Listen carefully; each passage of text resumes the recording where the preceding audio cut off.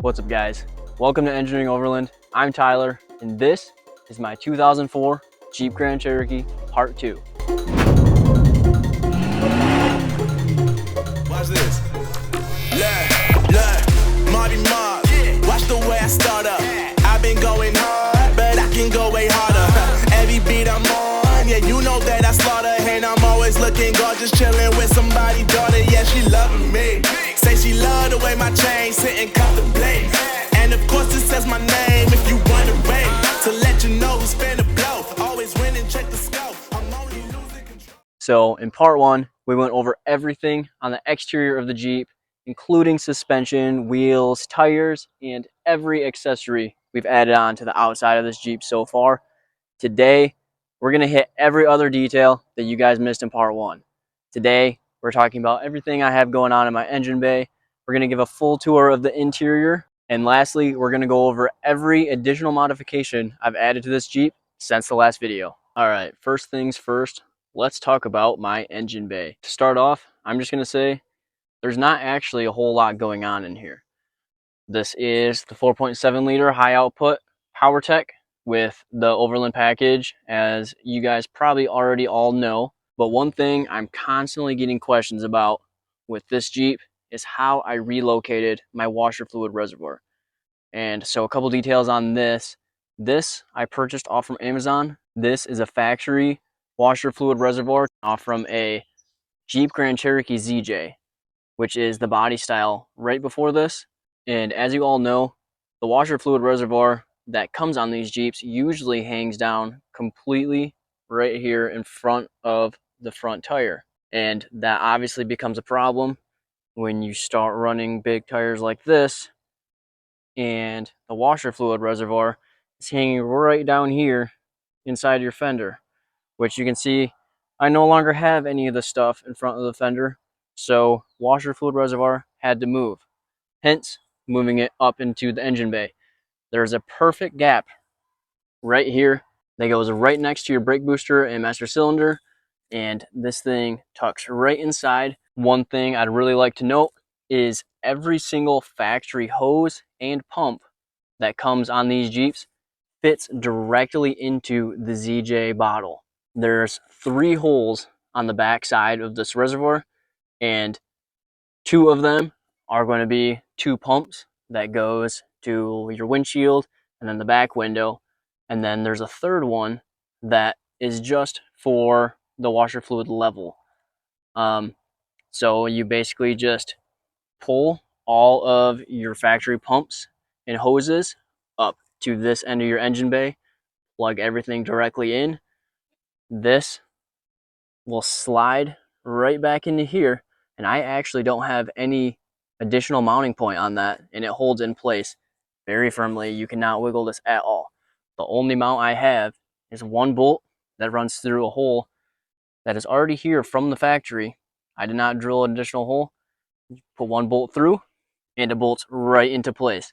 So guys, this is a super simple solution. I will check Amazon, and if I can find where I order this from, I will link that in the description. So all you guys that are looking to purchase one of these, you can get it below. Before we move on, see this hose right here running over the fan shroud? So when I talked about the washer fluid reservoir, while the stock reservoir was on the driver's side over here, the cruise control vacuum box was on the passenger side over here. In order to retain my cruise control, I relocated the vacuum box right into here near the intake and extended the hose up and over the fan shroud. Next up, the only other thing that's really worth talking about in here is my wiring. And this isn't super pretty, but let's go over to my battery here, which is also nothing fancy, just from Walmart. It does have higher cranking amps than what the factory battery was, but again, nothing fancy, but it works perfectly fine, and I have no issues with it.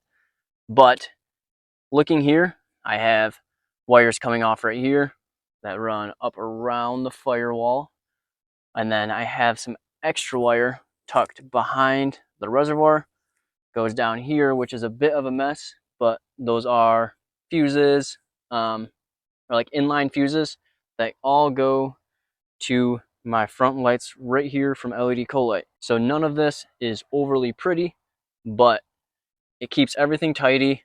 up and out of the way. And then next, I have some larger gauge wire, which runs down around the battery through here, and that routes over to my winch controller, which I mounted remotely behind the grill right here because I have a hidden winch bumper and I really did not want to hack away this whole chunk of my grill in order to fit this winch. So I was able to reroute, make some clearance, and get my controller to fit right in here perfectly fine. And for anyone that was wondering, yes, I do actually still have access to the hardwired connection if I need to use the wired remote versus the wireless remote. I have this box set in here in the orientation that allows me to reach directly through here, reach up, and right here, that is the rubber seal for the plug to plug in the connection for your wired controller. So is it the most convenient? No, but I have two wireless remotes and that is just for backup. So all that's important is that I can access it if I really needed to. So while I'm on the topic of the winch, this is one addition added to the Jeep recently since the last video. This is from Open Road. This is the Panther 2S Plus, which means it's just a higher speed gear ratio compared to the previous model. This is a 13,000 pound synthetic winch. Everything comes fully ready to go. Everything is already spooled. The wiring is already done. All you have to do is throw this into your bumper. 4 bolts go directly on the bottom. It fits like a glove. Bolt it down, run your wires up to your battery, and you're good to go. So if you have a bumper that doesn't require you to have to relocate the controller, this would be probably a 10-minute job. Super, super fast. Up next, I have this winch shackle mount from Open Road as well. This is a full billet aluminum piece rated for 22,000 pounds. And the reason I went with this is because I really don't like the factory hook hanging out of here and it leaves your synthetic rope exposed out in the sun. And my Jeep sits out a lot right now since I don't have a place to store it. So not only is this thing super convenient where you can just throw a shackle directly on here, but it also allows you to winch this line all the way up tight to the fair lead. And now your synthetic line, your synthetic rope is completely hidden within your bumper. I do keep this whole portion covered with the Open Road winch cover, so everything on this winch is fully covered all the time. Up next, let's go ahead and talk about the interior.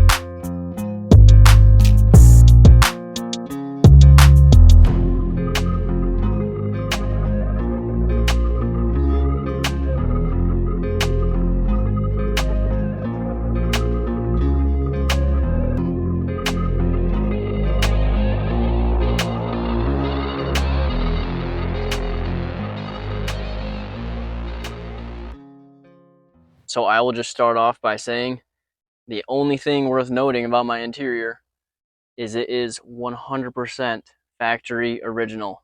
I have not replaced a single thing on the inside of this Jeep, and it is in beautiful condition.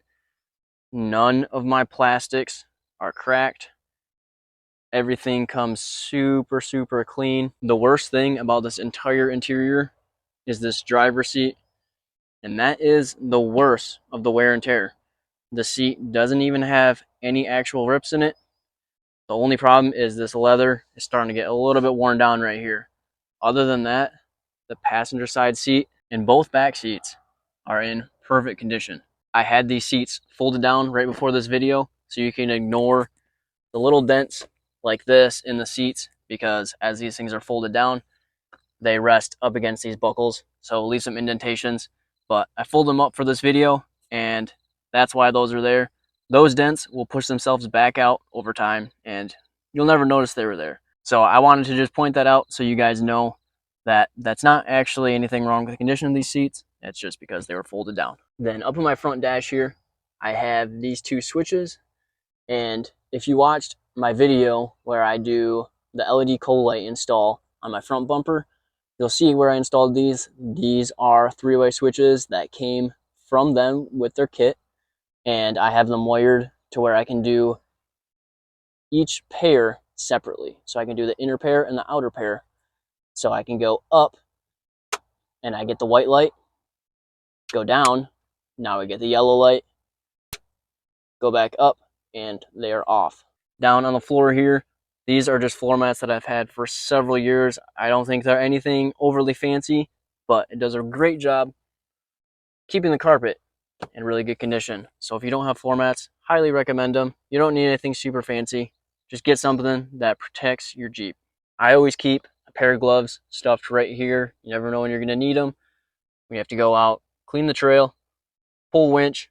Never hurts to have gloves on hand. One last thing to mention up front, you might notice this wire I have down on my passenger side floor. This is actually a hardwired connection for a CB radio. While I don't use it super often, for long trips, it's pretty handy to be able to plug in the CB to keep communication. It's also super handy to be able to check the weather when you're somewhere without service. Now moving on to the back of the Jeep. Again, not a whole lot going on back here, aside from storage. Here is my 35-inch Armstrong spare with my Hearts metal wheels. As you can see, the sticker is on this because I've never even run this spare once. I've never had a puncture in these tires. These things perform great. But I've also not put a whole lot of miles on to where my tires that I'm running right now are really worn down enough to where I need to put the spare on. So usually I would rotate all 5 tires, but I just don't have enough miles on these tires where I really feel like I need to throw the spare in yet. So it just sits back here, clean, looking pretty. Up here, I have some traction boards. A company sent me these several years back, and I honestly don't know why I even keep them in here. I just don't like throwing stuff out, and I don't know where else to store them. But these things are practically useless. I'm not going to mention the company that sent them to me, but I used these for a buddy's Jeep one time, and after one use, both of them got cracks on both ends.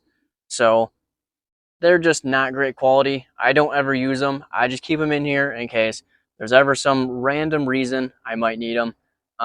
So yeah, that's all I really need to say about that.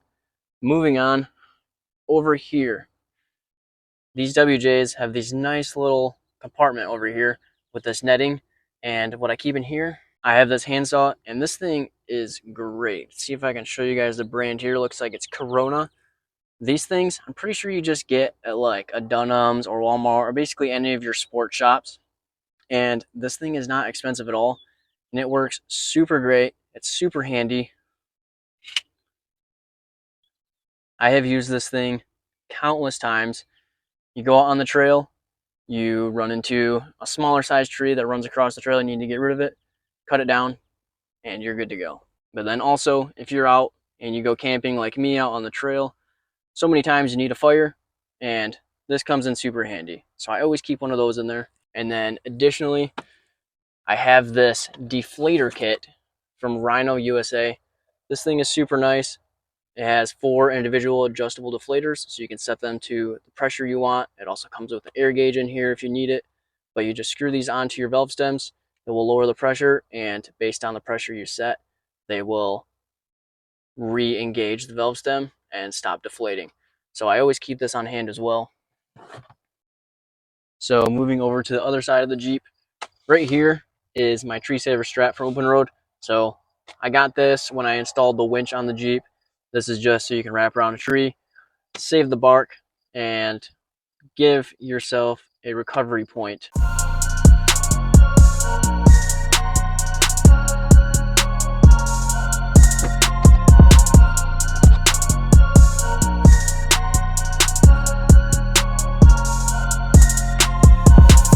The last thing to talk about is in here is the spare tire compartment.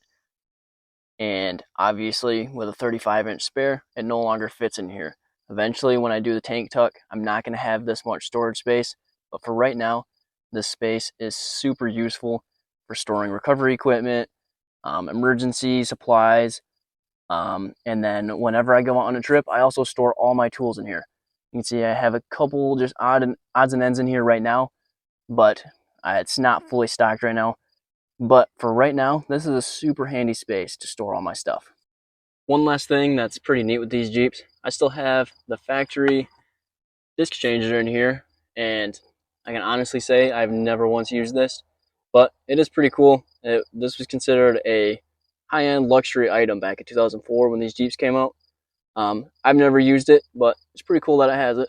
Next, although I don't have it on my roof right now, I'm going to insert some clips from that video right here. I just recently installed this awning from Novsite, and this thing is super awesome. I mounted it in a way that it goes right onto my roll-up roof basket up here on the crossbars that are built into the basket. Those crossbars are removable with just one pin on each bar. I mounted it in a way that I can pull both of those pins. Both of those bars will come off with the awning, and I can have the awning on or off within minutes. It also allows me to be able to flip it from one side to the other side, and I can run it on either side of the Jeep at any time.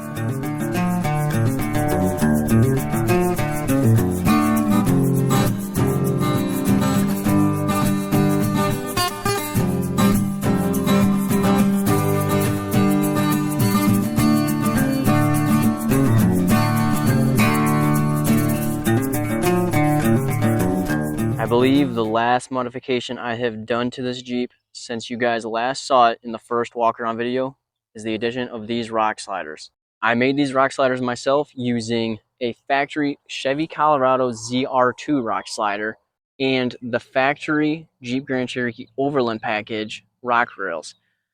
I combined both of these, allowing me to do a bolt-on application but still have a lot of extra strength and a lot of additional protection from all directions. I upgraded all the hardware to now accept 1/2-inch grade 8 hardware all around, and these things are super rigid and have worked super awesome for me so far.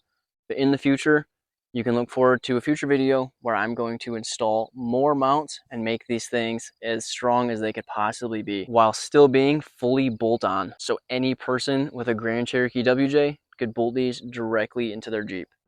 All right, guys. Well, I believe that officially wraps up all the details of my build, my 2004 Jeep Grand Cherokee WJ. I talked about anything I could possibly think of, but I'm sure there's still some questions you guys can think of. So please feel free to leave a comment, let me know, and I will try my best to answer every single question you guys can think of. And now that we've gone through all the current build specs of my Jeep, let me know in the comments if you guys want to see another video like this where I talk about future build plans or even reviews of all of the products I currently have, especially my tires that I've put miles on and have had 3 years of off-road use. Let me know in the comments. I would love to make more content like that for you guys. But as always, thank you all for watching, and I will see you guys next time.